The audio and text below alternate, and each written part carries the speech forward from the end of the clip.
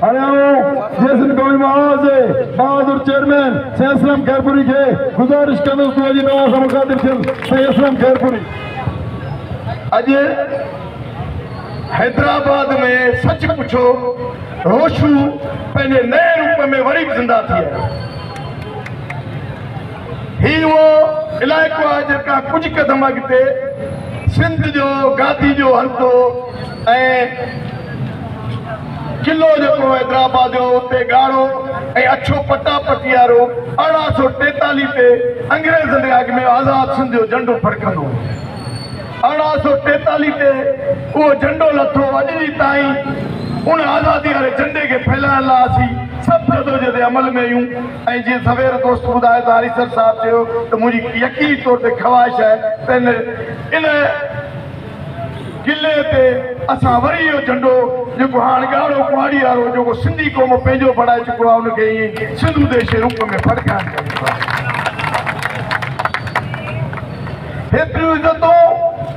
हेतिरो प्यार हेतिरी मोहबत असांखे पंहिंजी शख़्सियतनि जे करे न मिलियूं आहिनि। जेकॾहिं मिलियूं आहिनि त उन पोयां सिंध जो इश्क समायल आहे, सिंध जी जदोजहद समायल आहे, सिंधू देश समायल आहे, इस्कूल ते बीहण समायल आहे। उन करे इहे इज़तूं इहे रिस्पेक्ट मिलियूं आहिनि असांखे। ऐं उन्हनि समूरनि सियासी जमायतुनि वकीलनि सहाफ़ियुनि ऐं सियासी समाजी तंज़ीम जो इंतिहाई घणो शुक्रगुज़ार आहियां। पर सभिनी पंहिंजो पंहिंजो फर्ज़ु निभायो आहे। पर इहो जस आहे त पंहिंजे टाइम मां कढी जेका मोहबत असांखे ॾिनी यकीनी तौर ते पंजाब जे कल में ज़रूरु का जूं चिड़ी हूंदी त हे माण्हू एतिरा गॾु थिया आहिनि। इहे ज़रूरु के न के नतीजा वठनि।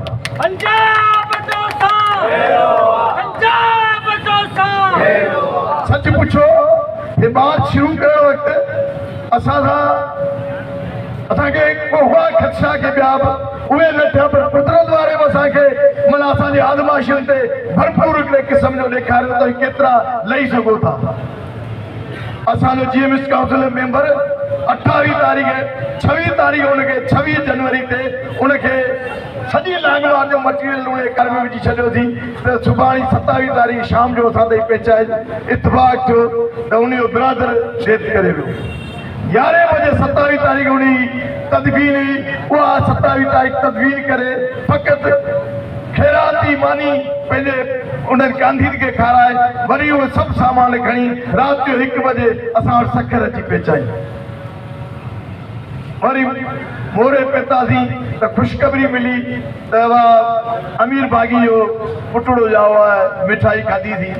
2 ॾींहं पोइ कुदरत वारे वरी उहो पुटड़ो हुन पंहिंजे लाइ वठी वियो ऐं उन जी तकलीफ़ में हुआसीं। पर हुन वञण में न पियो चाहे। असीं सरकारी खूह ते राष्ट्रपति हुआसीं।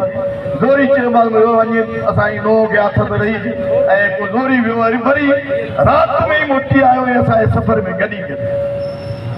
सो असीं पंहिंजा लाश छॾींदासीं हिन धरती तां उहो सभु कुझु करे ॾेखारींदासीं जेको असांखे करणु। असांजे रेबर जो इहो कोल आयो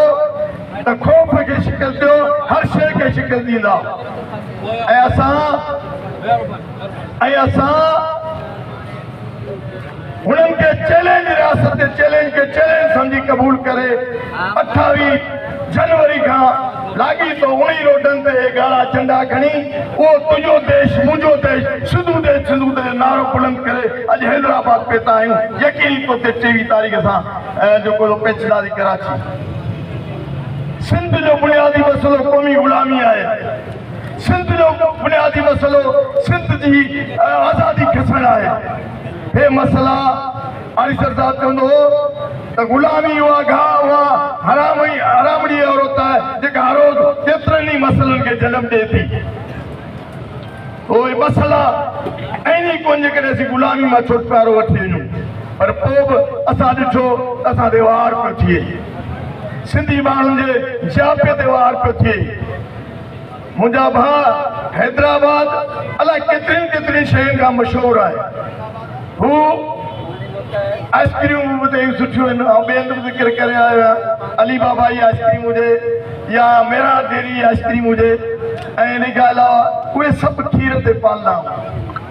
ऐं खीर मेयूं ॾींदियूं आहिनि मेयूं जेसीं दरिया जो पाणी न हूंदो त पोइ मेयूं न खीर ॾींदियूं त इहे ख़ूबसूरत मावा ऐं ख़ूबसूरत आइस्क्रीमूं न खाई सघंदा चांहियुनि जी चुस्कियूं हणूं था उहा खीर मां ठहे थी ऐं खीर वरी बि चवंदुसि मेयुनि मां ऐं मेयुनि जो जापो असांजो जापो पाणी आहे त उहो जापो असांखां घसिजी वेंदो उन जापे बचाइण लाइ असां मैदान अमल में निकितासीं असां कंहिं सूरत में सिंधू दरिया ते केनाल बर्दाश्त न कंदासीं हा इहो बि तव्हांखे ॿुधाईंदा हलूं केतिरे ई वक़्त खां वठी थी सघंदो 10 साल थी विया सिंध गवर्नमेंट हारियुनि खे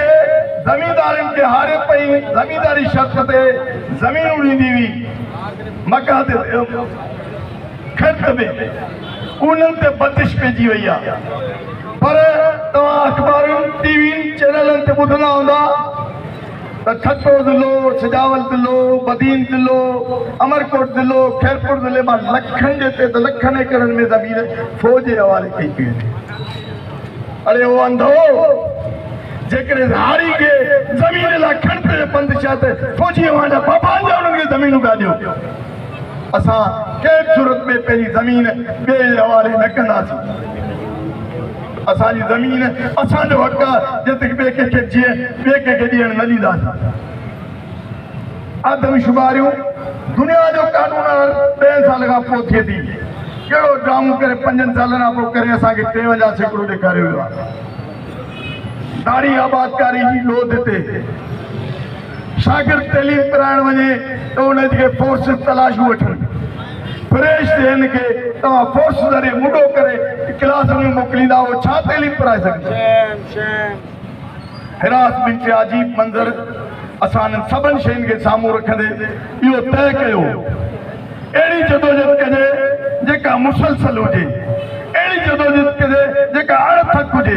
अहिड़ी जदोजहद हुजे जो सिंध जे माण्हुनि मां ख़ौफ़ ख़तमु करे अहिड़ी जदोजहद कजे जेका मुस्तक़िल मिज़ाजी सां हले जीअं क़ौमी मवादी क़यादत इहो फ़ैसिलो कयो 28 जनवरी खां 23 फेबरवरी ताईं असां सखर जे पुल ते बि गुल हारे सिंधू दरिया खे चवंदासीं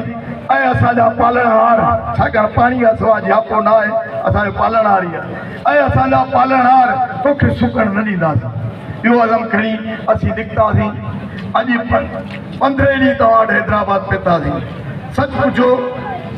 सखरंड पर जे ज़िले मां थींदे आयासीं माण्हुनि जी उपत वधंदी वई अॼु उहे समूरा रिकॉर्ड वरी सभिनि खां वधी विया सो सम्झूं था त तव्हांजो सिंध लाइ सोच मसबत थी आहे जो तव्हां बिना के तंज़ीमी फ़र्क़ खे हेतिरियूं सारियूं इज़तूं ॾिनियूं आहिनि उहा इज़त जो मान रखणु असांजो फ़र्ज़ु आहे वरी जॾहिं हैदराबाद जे वेझो वेठुसि त दोस्तनि पटको ॿधायो मूंखे ॿधो पियो आहे हा हिन पटके जे कपिड़े जो वज़न थी सघे थो किले जे अंदरि हुजे किले खां मथे न हुजे घणो हुजे त वरी खणी बि न सघां बहरहाल किले जे अंदरि हुजे पर हिन जे वर में जेको अज़म समायल आहे जेको ऐद समायल आहे उनजो वज़न भारी आहे शल उन ते निभा करे आख़िर ताईं निभाए वञूं इहो असांजे लाइ वॾो एज़ाज़ आहे पटका ॿधबा आहिनि मलनि खे ॿधबा आहिनि पटका ॿधबा आहिनि के